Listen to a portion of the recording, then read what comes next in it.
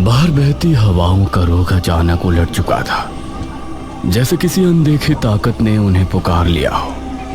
हवा अब सिर्फ चल नहीं रही थी, वो गूंज रही थी।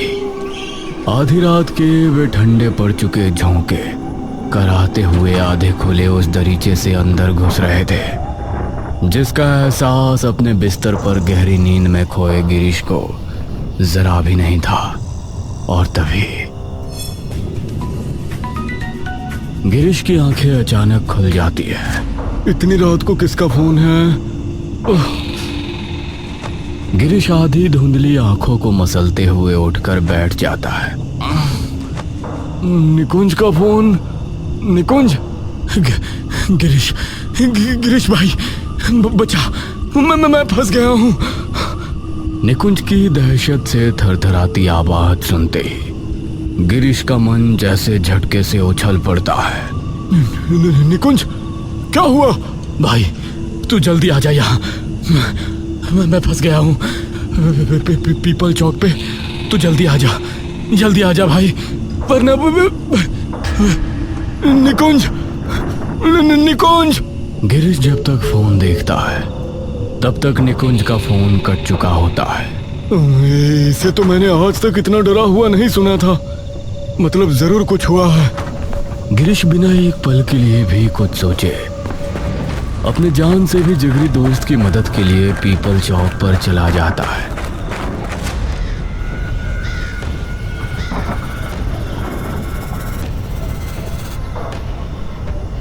गिरीश बेचैनी और खौफ में पागलों की तरह इधर उधर भटक कर निकुंज को ढूंढने लगता है, मगर उसे निकुंज की एक झलक भी कहीं दिखाई नहीं देती। ये गया कहाँ? तभी गिरीश को निकुंज की पुकार सुनाई पड़ती है। गिरीश, गिरीश बचा, बचा। गिरीश निकुंज की वे चीख सुनकर डर से झंझना जाता है और तुरंत उसकी आवाज का पीछा करने लगता है। निकुंज कहाँ है तू?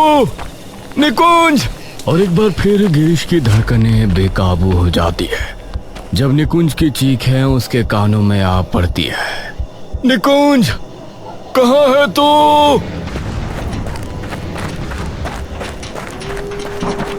गिरीश दौड़ता हुआ निकुंज की आवाज का पीछा करता जाता है और तभी उसके कदम एक खाली गोल घेरे में आ थमते हैं।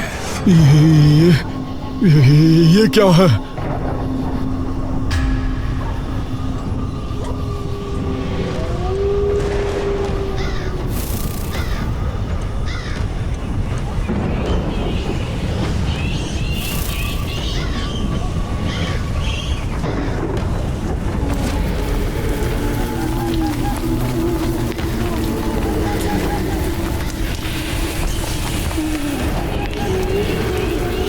उस मंजर को देख गिरीश के हाथ पांव और सुन्न पड़ जाते हैं और तभी एक अजीब सी आवाज उसके फोन से सुनाई देती है।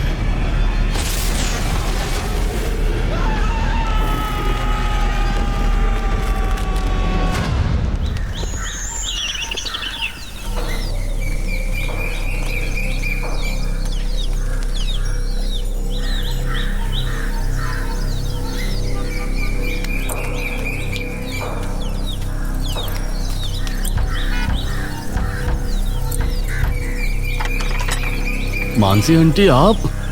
जैसे ही निकुंज मानसी का हांफता खौफ से जमा हुआ चेहरा देखता है तभी उसके मन में एक गहरी और बेचैन कर देने वाली चिंता उतर आती है।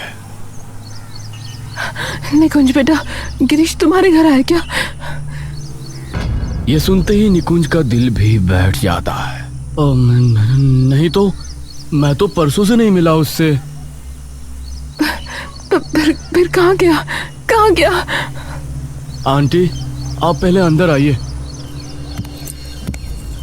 निकुंज मानसी को अंदर लाकर बैठा देता है और तुरंत अंदर जाता है और एक गिलास में पानी ले आता है। अब पानी पी लीजिए पहले।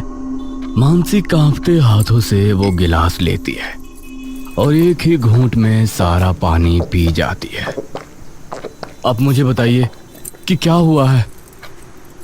वो जब मैं आज सुबह उठी तो मैंने देखा कि गिरीश अपने कमरे में नहीं है। तो पहले तो मुझे लगा बाहर घूमने गया होगा सुबह, लेकिन जब 8 बजने के बाद भी वो घर नहीं आया तो मुझे चिंता होने लगी। तो मैंने उसे फोन किया, लेकिन उसका phone bar bar out of reach बता रहा था। तब मुझे और चिंता होने लगी और मैं खुद ही उसे गांव में ढूंढने निकल गई, लेकिन वो मुझे कहीं नहीं दिखा और उसका फोन अब भी आउट ऑफ रीच आ रहा है। तो मुझे लगा कि वो तेरे पास आया होगा, क्योंकि हमेशा तेरे घर पे ही होता था ना वो ज्यादातर। नहीं आंटी, मेरी तो बात भी नहीं हुई है उससे परसों से। यह सुनते ही गिरीश की माँ के हाथ पांव अब और फूल जाते हैं और उसके सीने की कपकपी अब उसे पूरी तरह से जकड़ लेती है। फिर वो कहाँ गया? यह सवाल निकुंज के सीने से तीर की तरह निकल जाता है और उसे एकदम निशब्द छोड़ देता है। तभी निकुंज की माँ भी वहां आती है और मानसी को ऐसी खौफजदा हालत में देख उसके भी हाथ पांव फूल जाते हैं। मानसी, क्या हुआ? निकुंज रेशमा को सारी बात बता देता है। हे भगवान, ये कैसे हो सकता है? कहाँ गया गिरीश? पता नहीं बहन, कहाँ गया होगा? मेरा तो दिल फटा जा रहा है। पता नहीं कहाँ गया। कभी मुझे बिना बताए कहीं नहीं जाता था वो। मुझे समझ में नहीं आ रहा मैं क्या करूं। आंटी, आप पहले शांत हो जाइए। हमें अभी ठंडे दिमाग से काम लेना होगा। सबसे पहले पुलिस के पास चलते हैं। हाँ मानसी, निकुंज ठीक कह रहा है। तुम्हें हिम्मत करनी पड़ेगी। अपने लिए ना सही, अपने बच्चे के लिए करनी पड़ेगी।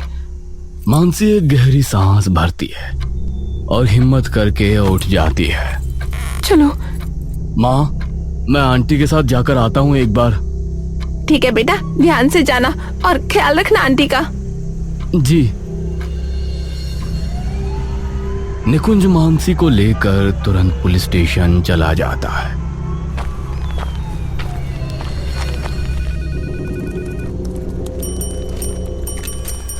निकुंज और मानसी जैसे ही पुलिस स्टेशन के अंदर कदम रखते हैं, तभी एक हवलदार जिसके हाथ में कई सारे कागजात है, वो मानसी को धकेल कर आगे निकल जाता है। मानसी का संतुलन थोड़ा बिगड़ जाता है, लेकिन तभी निकुंज उसे थाम लेता है और दोनों तभी वहां बैठे इंस्पेक्टर के पास अपनी रिपोर्ट दर्ज कराने चले जाते हैं। साहब, इंस्पेक्टर के कानों पे मानो निकुंज की आवाज टकराकर बाहर चली जाती है और वो बिना रुके अपना काम करता रहता है। इंस्पेक्टर साहब, निकुंज थोड़ा सख्ती से टेबल बजाकर बोलता है। इंस्पेक्टर साहब। और एक ही दम से इंस्पेक्टर की आंखें निकुंज की ओर चली जाती है। हाँ, क्या हुआ? हमें किसी की लापता होने की रिपोर्ट लिखवानी है। हाँ, बैठो। मानसी अब इतने सदमे में पहुंच जाती है कि वो कुछ नहीं बोल पाती। इन्हें क्या हुआ है? अब इसी की रिपोर्ट लिखवाने आए हैं। दरअसल इनका बेटा, जो कि मेरे बचपन का बहुत अच्छा दोस्त भी है, वो आज सुबह से लापता है। तो क्या पता कहीं गया हो।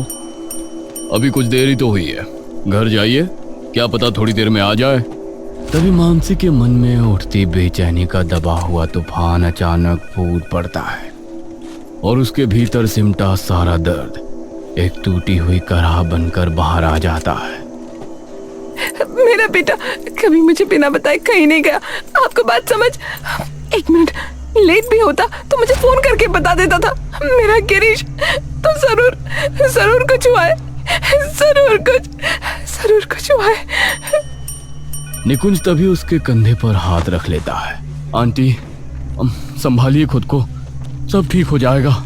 वहां जाकर लड़के का नाम, पता, एज, क्या करता था और आपको पता कब चला और कैसे, ये सब जाकर वहां बता दो। निकुंज जाकर सारी जानकारी उस महिला कांस्टेबल को बता देता है। लड़के की एक फोटो भी दे देना। व्हाट्सएप पे भेज दूं? तेरी लुगाई लगती हूँ मैं, मुझे व्हाट्सएप पे फोटो भेजेगा? थाने का मेल है, उस पे भेज। निकुंज वो फोटो तुरंत उनके मेल पर भेज देता है और वापस मानसी के पास चला जाता है। साहब, मैंने सारी चीजें बता दी हैं। अब जल्दी से जल्दी कोशिश कीजिए उसे ढूंढने की। ठीक है, जाओ अब तुम। पुलिस स्टेशन से लौटते समय मानसी के लिए रास्ता मानो लंबा हो गया था। हर कदम पर उसका दिल और भारी होता जा रहा था। जैसे जैसे समय बीत रहा था वैसे वैसे उसकी बेचैनी और गहरी होती जा रही थी। आंखें सूनी थीं, चेहरा बुझा हुआ, जैसे भीतर की सारी ताकत किसी ने खींच ली हो। घर पहुंचते ही निकुंज उसे संभाल कर बैठा देता है। आंटी आप बैठिए, मैं अभी आता हूं। निकुंज धीरे धीरे कमरे में कदम रखता है। उसकी नजर हर चीज को बारीकी से टटोल रही होती है। बिस्तर, मेज, दीवारें, सब कुछ अपनी जगह। कमरे का एक कतरा भी इधर से उधर नहीं हुआ था और यही चीज निकुंज को और बेचैन कर देती है। वह खिड़की के पास जाता है और बाहर झांकता है। तभी उसकी नजर सामने वाले घर की दीवार पर लगे एक छोटे से सीसीटीवी कैमरा पर टिक जाती है।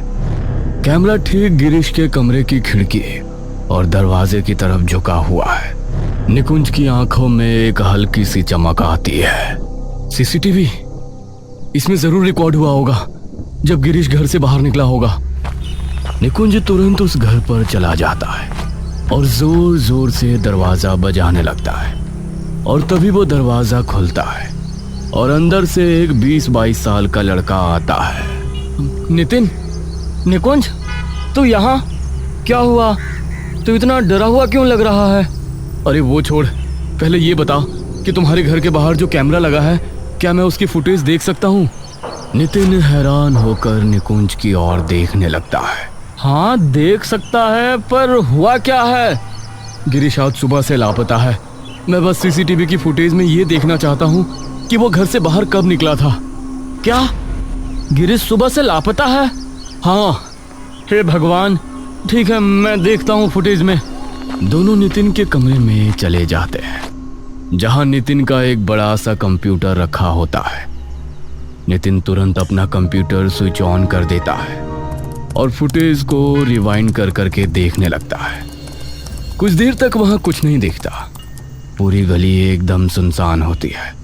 लेकिन जैसे ही कैमरा रात के 1:20 पर जाता है तभी उन्हें दिखता है कि गिरीश के घर का दरवाजा एकदम से खुलता है, जिससे गिरीश दौड़ते हुए बाहर आता है और ये देखते ही निकुंज की सांसें अटक जाती हैं। हाँ, रोक रोक रोक, यहाँ ये किससे बात कर रहा है?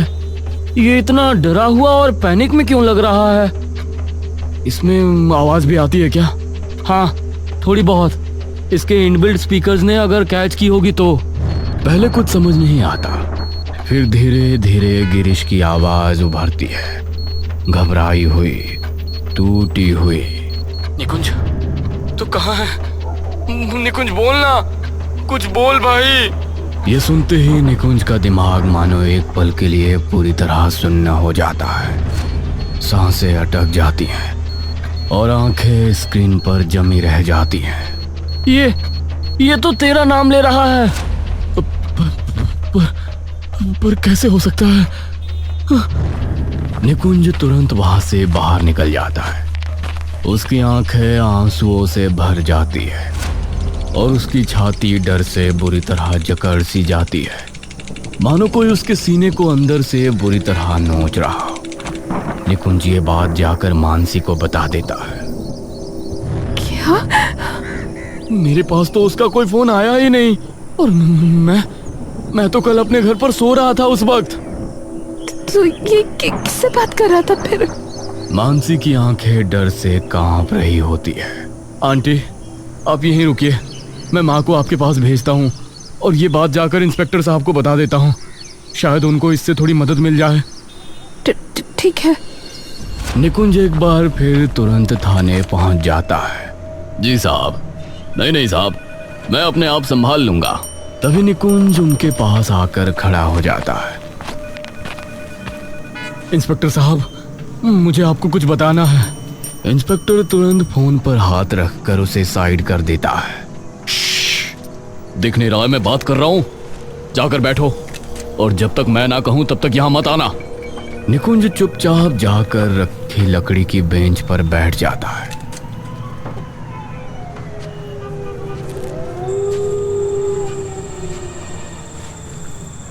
निकुंज उठकर देखता है इंस्पेक्टर फोन चला रहा होता है और सामने सारी फाइल्स बंद पड़ी होती है। 1 घंटा हो गया बैठे, कब बुलाएंगे ये? निकुंज तभी बैठा बैठा अपनी और गिरीश की बात याद करने लगता है। अरे भाई, ऑर्डर लियो जरा। हाँ भैया, बताइए क्या लाऊं? अबे, तुझे कभी याद नहीं रहता क्या? हम जब भी आते हैं हमेशा एक ही चीज ऑर्डर करते हैं और हमेशा तू ही लेकर आता है ऑर्डर। अरे भैया बताओ ना, क्यों खाली पीली वक्त खराब कर रहे हो? रोज 100 लोग आते हैं यहाँ, सबका ऑर्डर याद करूंगा क्या अब मैं? अबे भाई, तू दिमाग तो खराब मत कर। तभी निकुंज बीच में बोल पड़ता है। अरे भाई भाई भाई, तू शांत हो पहले गिरीश। और भाई तुम एक बटर पनीर मसाला और 4 नान बढ़िया मक्खन मार के ले आओ। वेटर चिढ़ते हुए वहां से चला जाता है। तुझे क्या हो गया है? क्यों इतना गुस्से में है? भाई, सरकारी नौकरी का पेपर था, इतनी तैयारी की थी मैंने, लेकिन पेपर में बैठते ही पता नहीं क्या हुआ, आधी चीजें भूल गया मैं। अरे कोई नहीं, हो जाएगा सब, सब्र रख थोड़ा। मुझे ही देख ले, कब से इस गेम डेवलपिंग में हाथ पांव मार रहा हूँ, लेकिन कुछ नहीं हो पा रहा है। इतनी कंपनीज को अपने डिजाइन देकर देख लिए, लेकिन सभी से रिजेक्शन आ रहा है बस। लगता है मैं भी सरकारी अफसर तभी बनूंगा जब तेरा गेम बनेगा। दोनों हंसने लगते हैं। निकुंज एक बार फिर उठकर इंस्पेक्टर साहब को देखता है। इंस्पेक्टर को आराम से चाय पीते देख निकुंज का पारा चढ़ जाता है और वो तेजी से अंदर इंस्पेक्टर के सामने चला जाता है। इंस्पेक्टर साहब, मेरा दोस्त लापता है, उसकी माँ रो रो कर टूट चुकी है, यहाँ सब पागल हो रहे हैं और मैं इतनी देर से यहाँ बैठा हूँ आपको कुछ बताने के लिए, लेकिन लगता है आपने तो फाइल तक नहीं खोली अभी तक। इंस्पेक्टर धीरे से कप रखता है। ज्यादा बोलने की जरूरत नहीं है। बोलना पड़ेगा साहब, क्योंकि अगर आप जैसे लोग सिर्फ चाय पीते रहे ना, तो कल किसी और माँ का बेटा भी ऐसा ही गायब हो जाएगा। इंस्पेक्टर का गुस्सा फट पड़ता है और वो अचानक निकुंज का हाथ पकड़ता है और उसे खींचकर एक साइड रूम में ले जाता है। क्या लगता है तुम्हें, सिर्फ तुम्हारा दोस्त गायब हुआ है? पिछले 1 महीने में सिर्फ इस शहर से 15,000 लोग लापता हो चुके हैं और ये सिर्फ यही नहीं, दूसरे शहरों में भी हो रहा है। ये सुनते ही निकुंज का चेहरा सफेद पड़ जाता है। निकुंज बिना कुछ कहे वहां से बाहर निकलता है।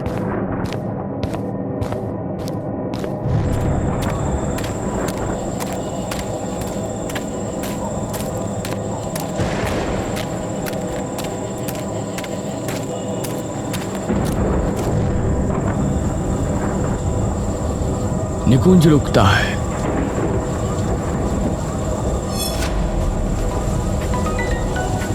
हेलो। ना निकुंज भाई, बचा ले, मैं फंस गया हूँ। गिरीश, गिरीश कहाँ है तू? पीपल चौक पे हूँ, जल्दी आ, वरना वो